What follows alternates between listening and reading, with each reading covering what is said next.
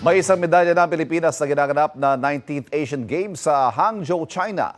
Bronze medal ang nakuha ni Patrick King Perez matapos talunin ng pambato ng Taiwan na si Yun Jong Ma sa Taekwondo Men's Individual Pumse event. Patuloy naman ang paghahanda ng iba pang atletang Pinoy para sa pagsabak sa kanilang event sa mga susunod na araw.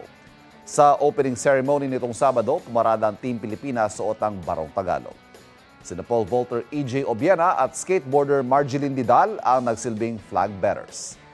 Tatagal ang Asian Games hanggang sa October 8.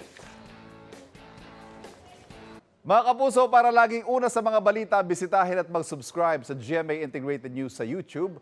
Sa mga kapuso abroad, samahan niyo kami sa GMA Pinoy TV at sa www.gmanews.tv.